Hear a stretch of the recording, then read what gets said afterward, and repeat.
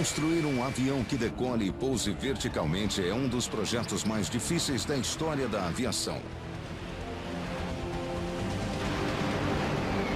Essas máquinas desafiam a lei da gravidade e são, elas próprias, o desafio máximo para os pilotos de provas. T-10, 9, 8, 7, 6, 5, 4, 3, 2, 1... Super máquinas. Decolagem vertical. O Harrier é o único jato de decolagem e pouso vertical do mundo.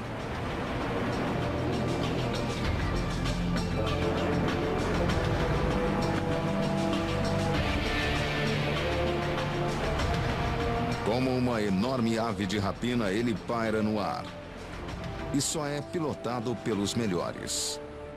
Na primeira vez em que pairei num Harrier, eu podia jurar que estava pendurado por um guindaste, porque foi uma sensação muito estranha ficar parado a 15 metros de altura, sem movimento.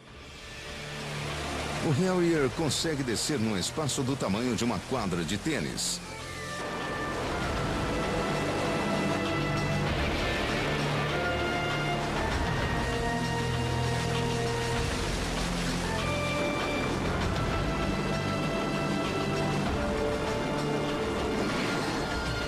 Esse avião tão singular foi projetado para decolar e pousar sem pista.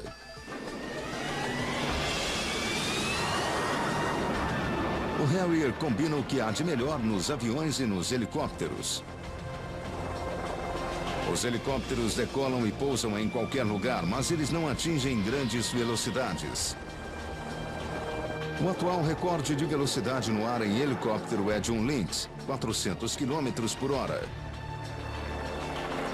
Mas o Harrier chega a fazer 1.175 km por hora. Para os pilotos, é o máximo da emoção. Pilotar um Harrier é empolgante, porque é uma aeronave difícil que só os melhores pilotam. Os Harriers são pilotados pelos melhores aviadores ingleses e norte-americanos. Pilotar um é uma emoção. Eu não sei por que todos os garotos de 10 anos de idade não querem fazer o que eu faço.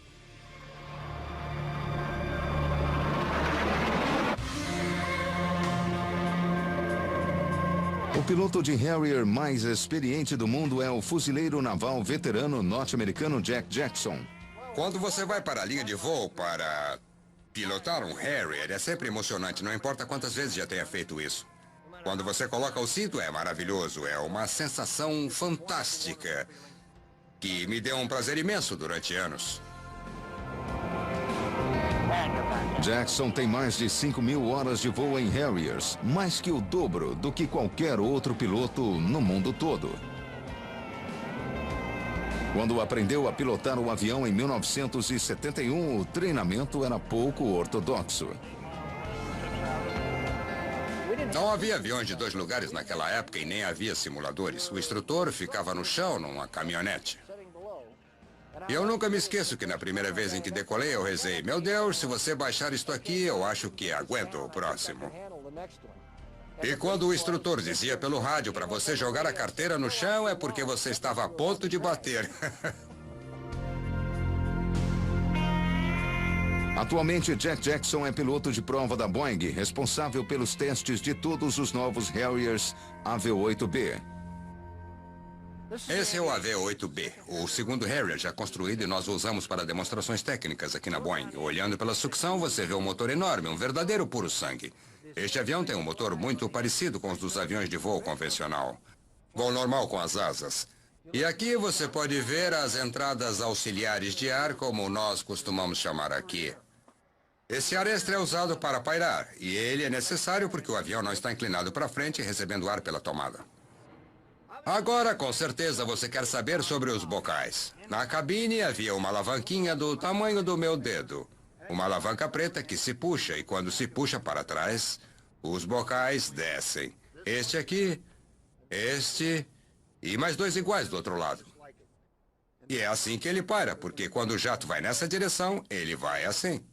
É como quando você usa o secador de cabelos. Se o coloca assim, o cabelo vai para cá. Assim, o cabelo vai para lá. Bem reto para frente.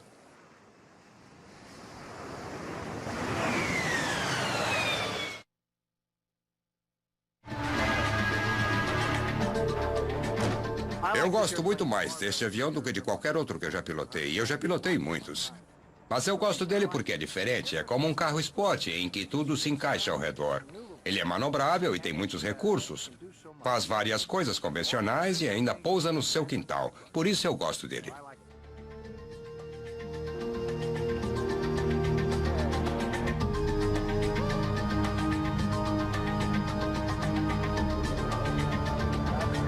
Na decolagem, os bocais direcionam o jato para baixo.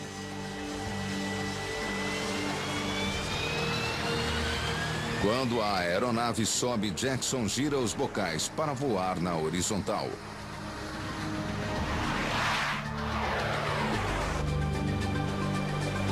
As áreas vermelhas dessa termoimagem mostram o calor abrasador dos gases. 11 toneladas de impulso erguem as 7 toneladas do Harrier, numa reta vertical.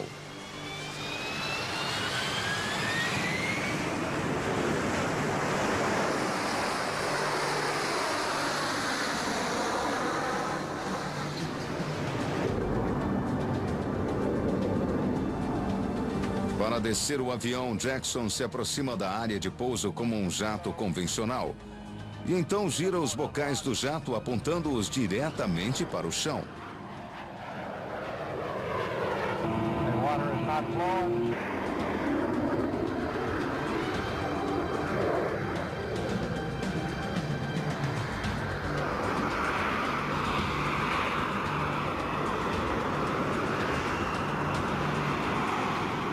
Quando o Harrier está pairando, as asas não dão sustentação.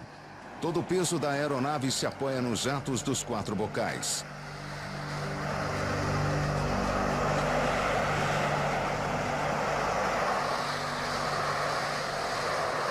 Como não há vento passando sobre as asas, como nos aviões convencionais, é preciso um controle adicional de voo.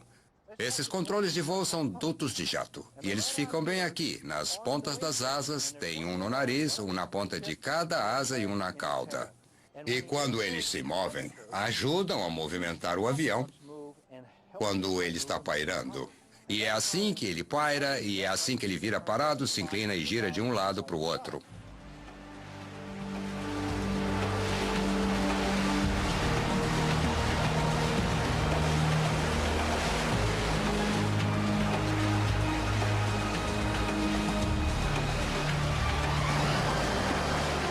Na termoimagem, os dutos de jato aparecem como pontos de calor nas pontas das asas, no nariz e na cauda.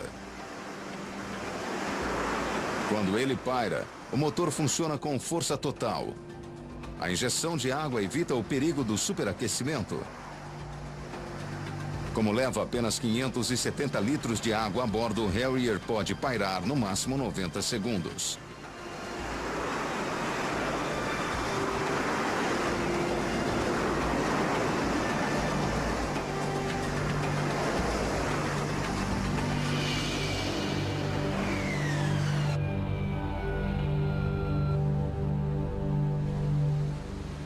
A maior frota de Harriers é a dos fuzileiros navais norte-americanos. Eles estão sempre prontos para desembarcar milhares de soldados em qualquer lugar do mundo. Essa força de ataque de 3 navios é liderada pelo USS Saipan.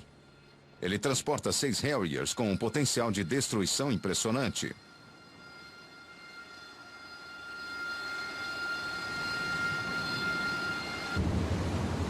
Os fuzileiros estão prontos para um exercício de ataque anfíbio no litoral da Carolina do Norte. Os pilotos dos Harriers vão dar suporte aéreo a curta distância das tropas. Ficamos no convés de prontidão, esperando a chamada para decolar se eles precisarem. Com 6 aviões a bordo, praticamente podemos ter sempre 2 no ar. E assim damos um suporte aéreo de curta distância, quase que contínuo para os fuzileiros que estão desembarcando. Artilheiros da equipe de desembarque apanhem a munição e prossigam para seus postos. Guarnecer todos os postos de artilharia de 25 milímetros e calibre 50. Saipan, preparar para embarque. Para chegar o mais perto possível da costa, o USS Saipan tem um quarto do tamanho dos grandes porta-aviões. O convés de voo tem apenas 250 metros de comprimento e só existe um avião capaz de decolar dali, o Harrier.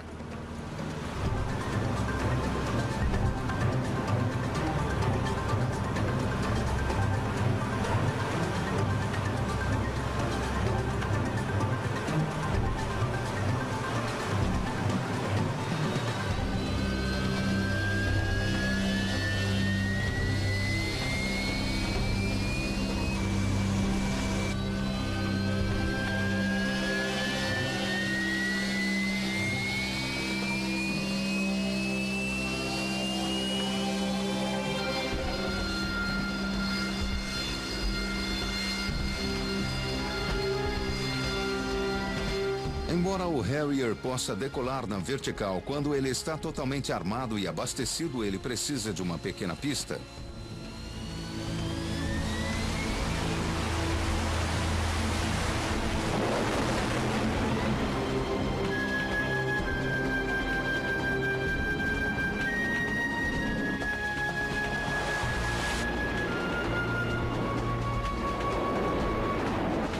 Alguns minutos depois, os lanchões de desembarque anfíbio são lançados pela popa.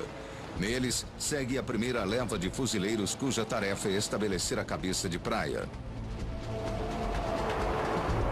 Os Harriers entram para exterminar as posições inimigas e abrir caminho para as tropas.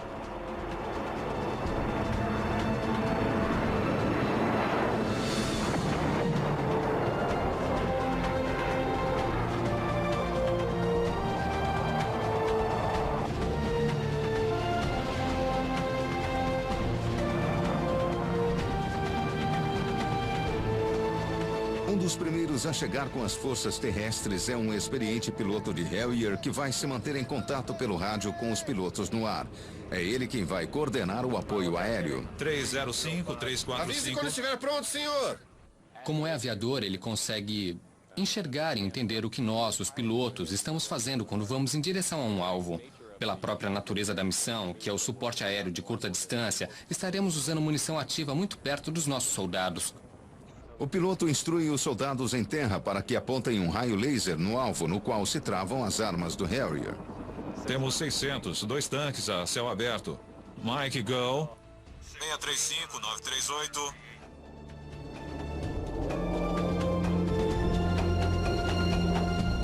Jato 5, prossiga. Ativar laser. Disparar laser. Disparar laser.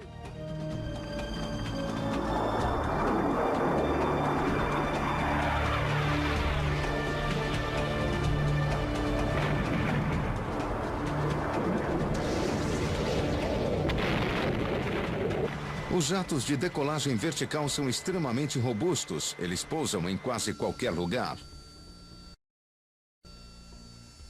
A vantagem é que podemos agir antecipadamente, pousar em estradas e usar qualquer tipo de combustível. Se houver alguém para colocar bombas no avião, nós decolamos novamente e voltamos à luta em questão de minutos, não de meia hora. Ao final de cada missão, eles enfrentam o desafio de pousar no porta-aviões.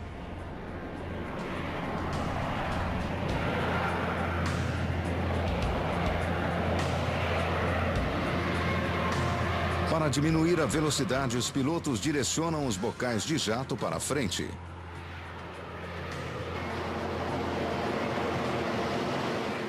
Quando se aumenta a potência e gira os bocais para frente, a velocidade cai rapidamente, baixa de 900 para 180 km por hora em segundos. E você sente o repuxo, o efeito é sensível. O único local de pouso é uma pista que está em constante movimento. Quando você está fixo, pairando, os dutos de controle no nariz, nas pontas das asas e na cauda do avião funcionam como estabilizadores, enquanto os 4 bocais principais fornecem um impulso.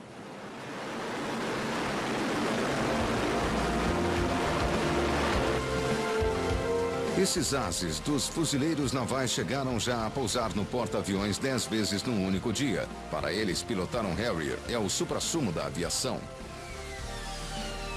Não consigo imaginar outra coisa, nem acredito que me pagam para fazer isso. É bem aqui que eu trabalho e não me imagino fazendo qualquer outra coisa.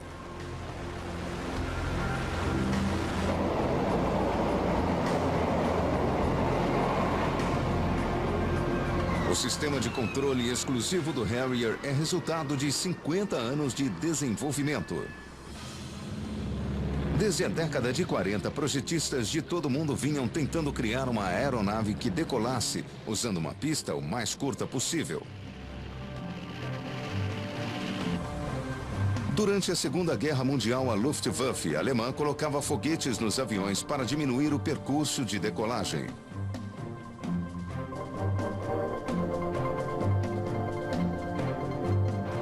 Depois da guerra, os militares norte-americanos copiaram a ideia.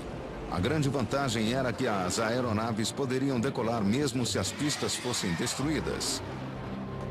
Mas elas ainda precisavam de uma pista para pousar.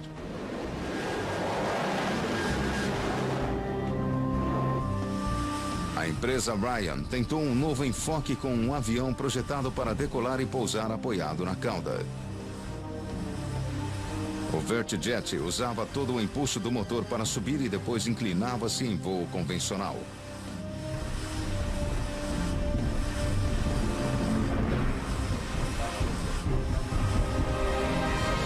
Para voltar ao solo, o piloto tinha que enganchar a aeronave numa plataforma especial. Essa manobra incrivelmente difícil foi considerada impraticável para uma máquina de guerra.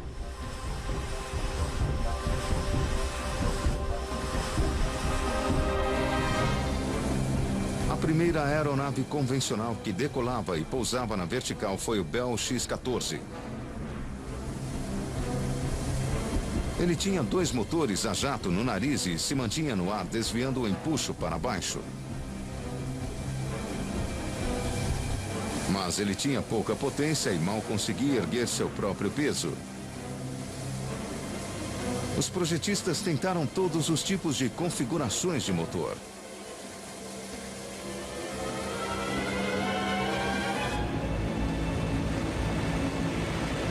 Já o problema do Hummingbird era que seu sistema de sustentação era enorme. Ele ocupava toda a fuselagem e era pesado demais para ser eficiente.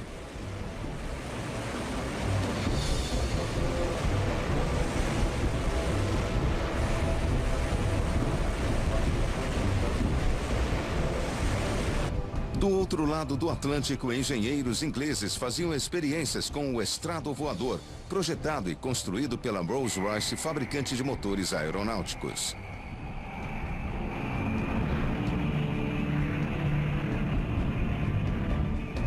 O estrado voador tem 2 motores Rolls-Royce em horizontais e opostos, um em cada extremidade da estrutura. Os jatos dos motores seguem um trajeto de 90 graus de forma que a descarga de ambos é vertical, na direção do solo e abaixo do centro de gravidade. O estrado sustentava seu próprio peso e era controlável. Os ingleses ficaram tão animados com o seu sucesso que foram adiante e construíram o Shorts SC-1. O protótipo tinha 5 motores, 4 para sustentação vertical e 1 para o voo convencional.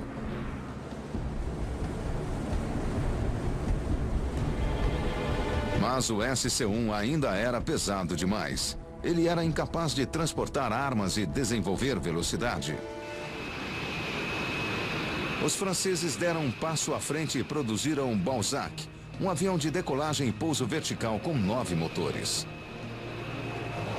O Balzac foi projetado para ser supersônico, mas nunca o foi. O monstruoso jato era difícil de manobrar e teve 2 acidentes fatais antes que fosse abandonado. Todos haviam tentado e falhado.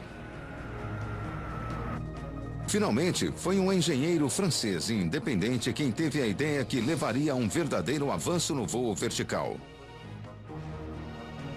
O conceito brilhante de Michel Vibeau era usar um único motor tanto para o voo vertical quanto para o horizontal.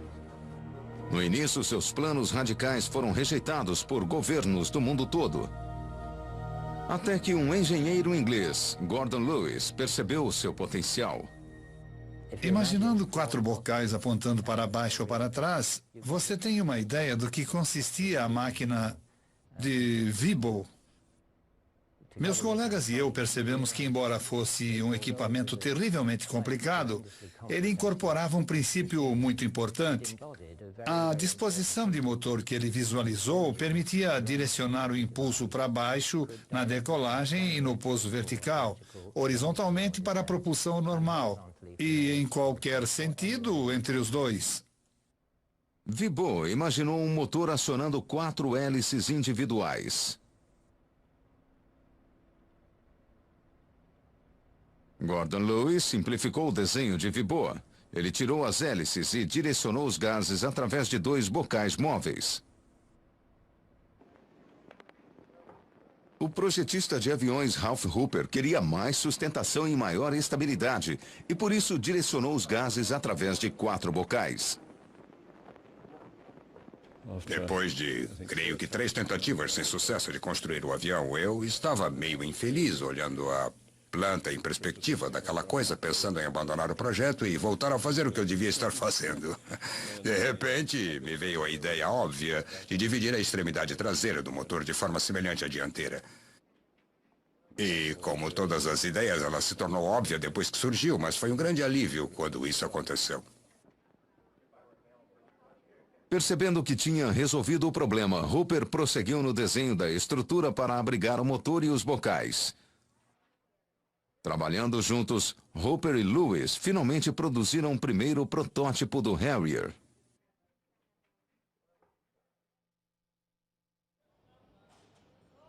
A chave para o desenho revolucionário do Harrier foi o Pegasus, o primeiro motor potente o suficiente para erguer sozinho uma aeronave militar.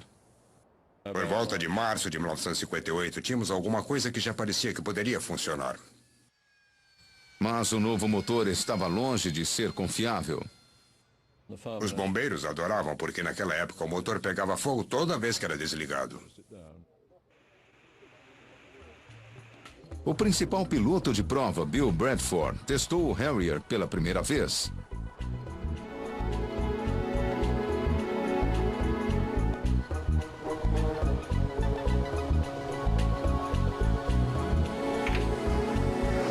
Nos primeiros testes, o avião ficava amarrado e o motor mal gerava impulso suficiente para erguê-lo do chão. Hoje, lembrando os primeiros testes pairando no ar, foram muito engraçados, porque o empuxo do motor era completamente inadequado. E tiramos do avião tudo que não era essencial. Chegou-se até a sugerir que o piloto perdesse um pouco de peso. O protótipo demonstrou também que era difícil de manejar. Quando finalmente soltaram-se as amarras, Gordon Lewis e Ralph Hooper ficaram particularmente apreensivos. Eu estava paralisado de medo e ansiedade, consciente das deficiências e vendo aquele sujeito em posição, dependendo absolutamente do bom funcionamento do motor. Então eu fiquei meio nervoso.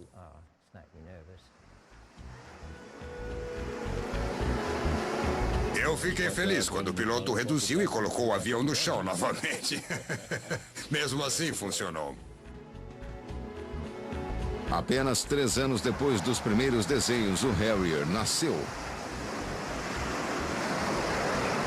Para o piloto de prova perito John Forley, ele era difícil de controlar. No início, para pilotar aquele avião, era preciso mais habilidade do que eu tinha. Eu não gosto de depender da sorte. Sempre que eu saía da cabine, ficava aliviado de não ter quebrado a máquina.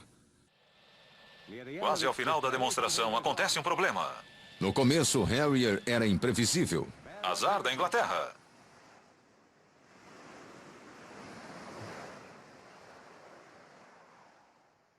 Algumas de suas singulares características de projeto causavam sérios problemas de manuseio. Por exemplo, se o avião não apontasse para o vento com muita precisão, em glissada lateral 0, Durante as transições de aceleração e desaceleração, e se uma das asas estivesse um pouco à frente da outra, ela gerava uma aerodinâmica maior e podia provocar o tonô.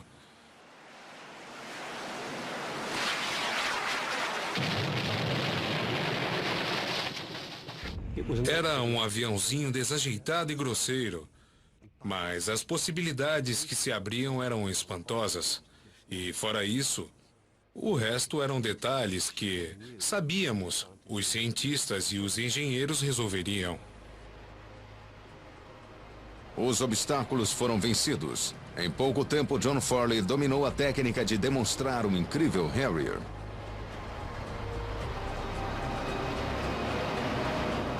Houve um dia em 1969 em que eu achei que nós realmente tínhamos um avião.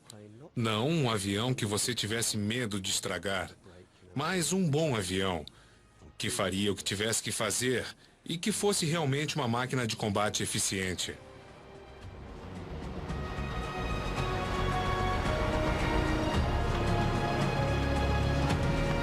Em 1969, a União Soviética tinha o supersônico MiG-21.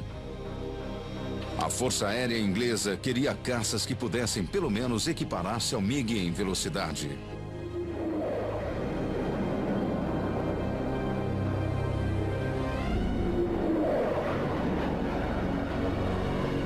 Relutava-se em investir no Harrier, que era incapaz do voo supersônico.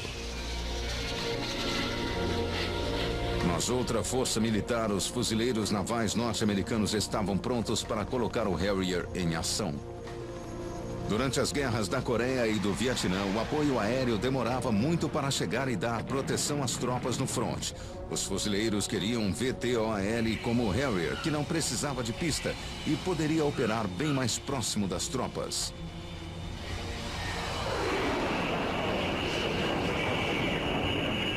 Há muito tempo, os fuzileiros queriam um VTOL. Alguns pilotos foram até lá testá-lo e, quando voltaram, convenceram seu comandante de que poderia dar certo. Os fuzileiros queriam adequar o Harrier às suas necessidades especiais. O desempenho não era exatamente o que nós queríamos.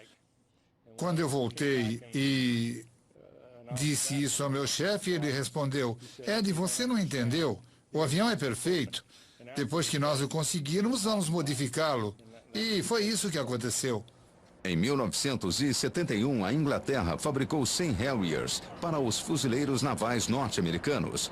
Eles entraram em serviço assim que foram entregues.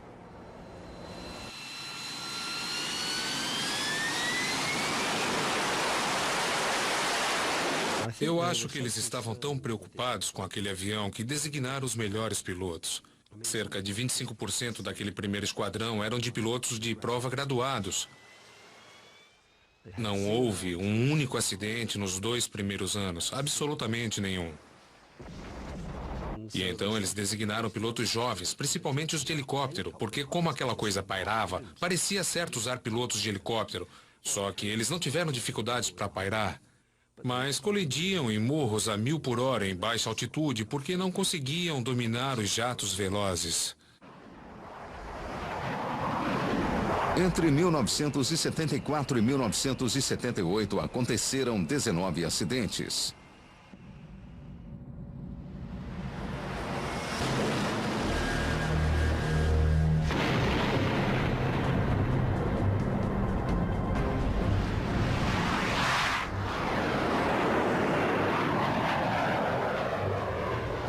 Foi no auge da Guerra Fria que os ingleses perceberam que a sua própria invenção poderia ser útil no apoio às tropas da linha de frente na Alemanha.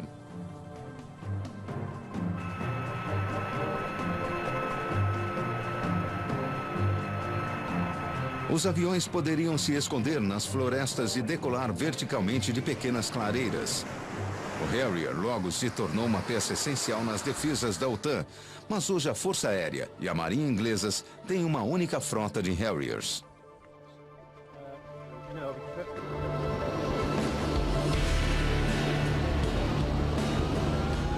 Aqui na Escócia, eles estão em treinamento para pouso e decolagem vertical de qualquer lugar, em qualquer condição.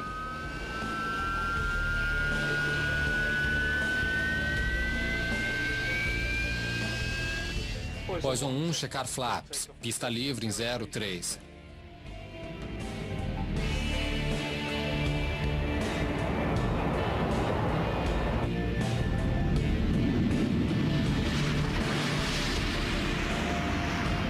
Poison 2, checar flaps. Pista livre em 30.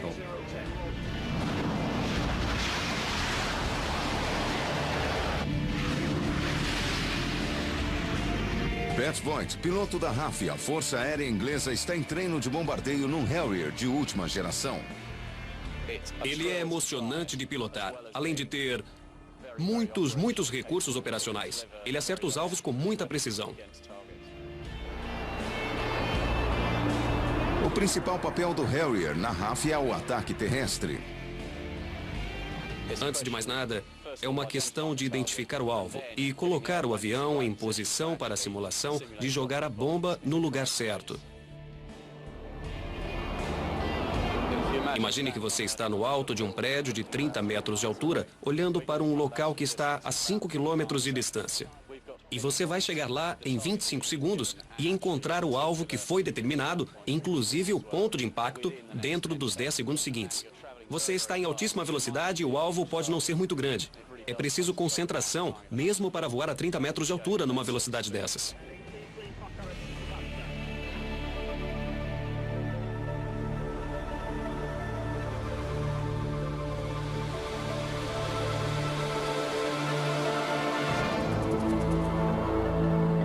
A força de ataque inglesa combina a agilidade ar-ar do Sea Harrier com a precisão milimétrica do Harrier de ataque terrestre da RAF.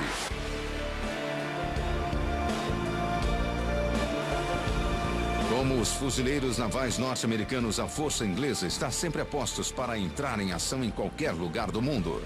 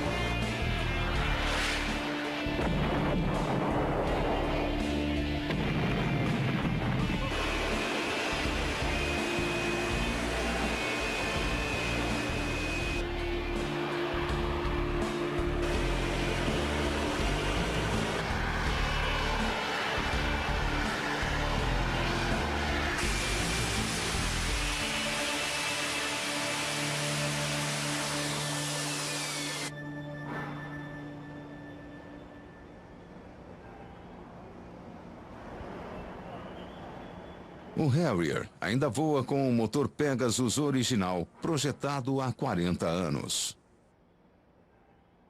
Cada motor ainda é feito à mão, na mesma fábrica na Inglaterra.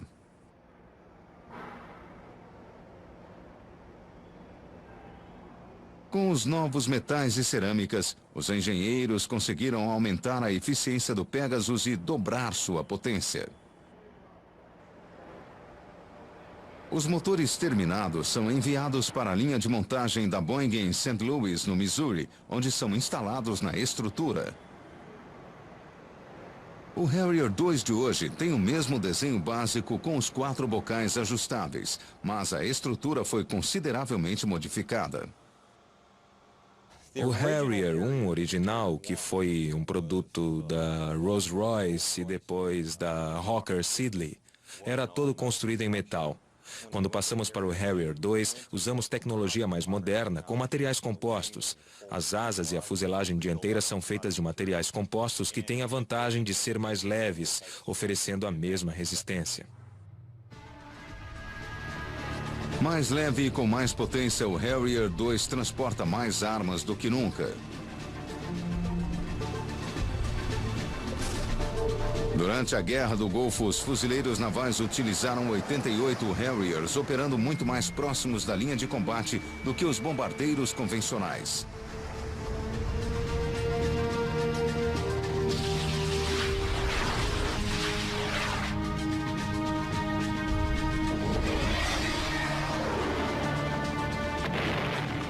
Os Harriers ingleses entraram em ação também nos céus do norte do Iraque, em Kosovo e na Bósnia.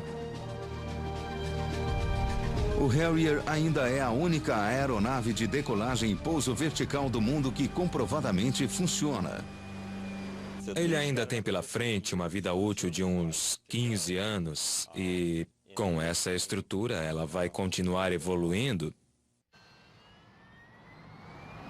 Desde que o Harrier surgiu há mais de 30 anos, nenhuma outra aeronave chegou perto de igualar seu desempenho no voo vertical. Mas ele ainda tem uma grande desvantagem. Não é supersônico.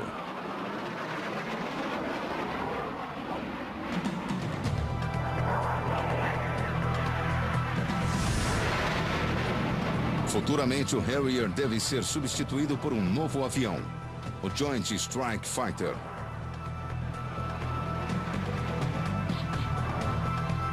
A proposta é que o Joint Strike Fighter seja supersônico. A aeronave deverá ter 3 versões.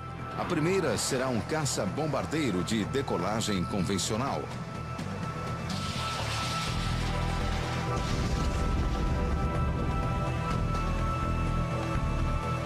A segunda será projetada para decolar de forma convencional num porta-aviões.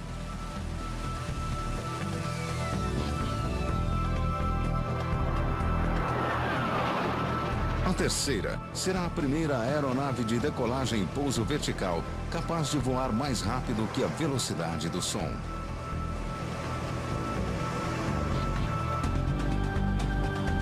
Dos 3, o mais difícil de projetar é o VTOL supersônico que vai substituir o Harrier. Foi um desafio tecnológico enorme chegar a um avião que decola e pousa na vertical, e por isso o único que existe é o Harrier. Praticamente todos os que já tentaram falharam. E o novo Joint Strike Fighter vai precisar de muito mais potência. Essa geração será de aviões maiores e mais pesados do que os Harriers atuais, e o principal motivo é colocar no caça mais equipamento, permitindo que ele participe de missões mais versáteis. E para fazer decolar verticalmente um avião mais pesado, o sistema de propulsão teve que aumentar.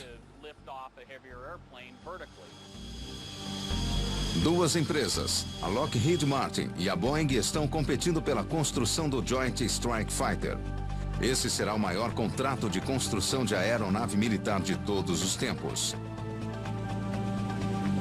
Os dois projetos concorrentes são muito diferentes, mas uma coisa eles têm em comum: os controles de voo computadorizados que tornaram os novos aviões muito mais fáceis de pilotar do que o Harrier. No Boeing, os sistemas de controle estão sendo testados num simulador pelo ex-fuzileiro e piloto de Harrier, Dennis O'Donoghue. Nós realmente projetamos o avião para que ele tenha o que chamamos de manuseio despreocupado. Se o piloto soltar o manche quando estiver pairando, a aeronave se estabiliza sozinha até que o piloto volte a assumir o comando. Eu me lembro que nas primeiras vezes em que pilotei um AV-8, eu não tirava a mão do manche. É uma diferença enorme. Os computadores do Joint Strike Fighter poderão assumir muitas das funções básicas do piloto.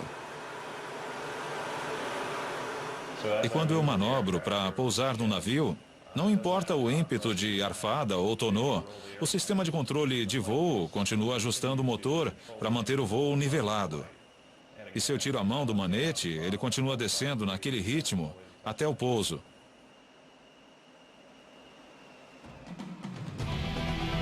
O primeiro voo do Joint Strike Fighter será um salto à frente em termos de desenho aeronáutico. O primeiro caça supersônico de pouso e decolagem verticais. Atualmente, os fuzileiros navais também precisam de uma aeronave mais veloz para transportar soldados e equipamentos. Por isso, os projetistas vêm trabalhando numa máquina de decolagem e pouso verticais completamente diferente. Nos últimos 40 anos, eles vêm tentando criar um avião de transporte de tropas que decole como um helicóptero e voe à velocidade de um avião.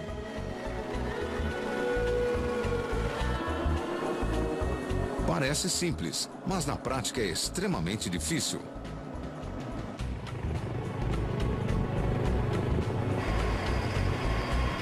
Os projetistas resolveram um problema com um híbrido singular, o V-22 de rotor inclinado. Depois de uma ampla avaliação do protótipo, ele está prestes a entrar em operação com os fuzileiros navais dos Estados Unidos. Ao contrário do Harrier, esta é uma aeronave que voa com asas rotativas, um giroavião, e não um avião a jato. Por isso, ela tem o mesmo fluxo de combustível quando está pairando ou voando como um avião. A aeronave foi projetada para levar tropas e equipamentos à linha de frente. A rampa e a porta, o conjunto de rampa e portas divididas, permite um acesso amplo e fácil à cabine para embarque ou desembarque de até 24 combatentes ou até 9 toneladas de carga. É muito fácil entrar e sair do avião. Na decolagem, os rotores das hélices erguem o V-22 como um helicóptero. À medida que a aeronave ganha velocidade, os rotores inclinam-se gradualmente para frente e funcionam como hélices convencionais. No voo horizontal, as asas dão 100% de sustentação. Com uma velocidade máxima de 490 km por hora, o V-22 voa muito mais rápido e vai muito mais longe do que qualquer helicóptero.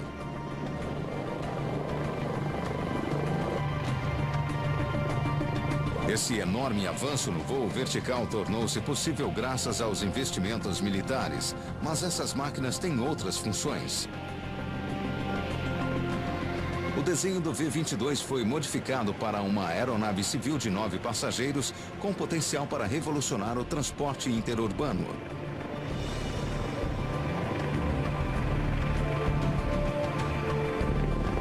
O avião poderia decolar e pousar no coração das cidades e seria mais rápido do que qualquer helicóptero.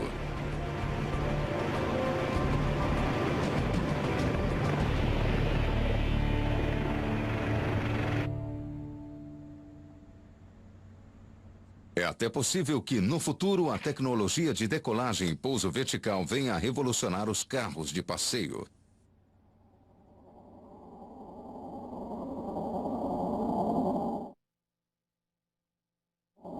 O Dr. Paul Moller projetou um carro voador de decolagem vertical. Nós temos um recurso natural que é muito pouco usado no mundo de hoje, o espaço aéreo. Ele está lá e raramente é ocupado, enquanto as pessoas estão em terra presas no trânsito. As pessoas sonham com carros voadores há anos. O Dr. Moller começou a realizar seu sonho há mais de 40 anos. Ele desenvolveu vários protótipos e já provou que seu conceito básico funciona.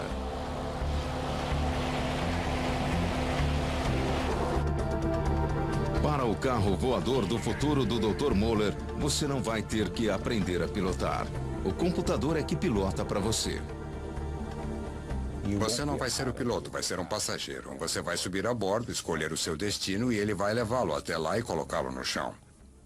Você pode decolar na vertical de seu quintal e depois passar a aerodinâmica ou voo convencional.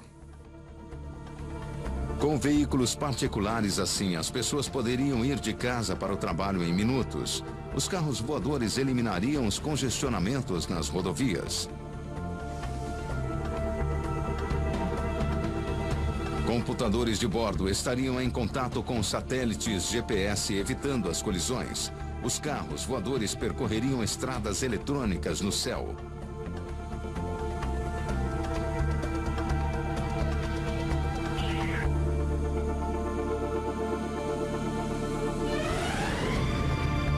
Nos últimos 50 anos, houve dezenas de tentativas de se produzir uma aeronave de decolagem e pouso vertical definitiva.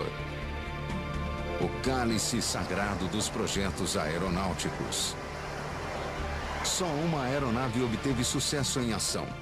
O jato de pouso e decolagem vertical, Harrier.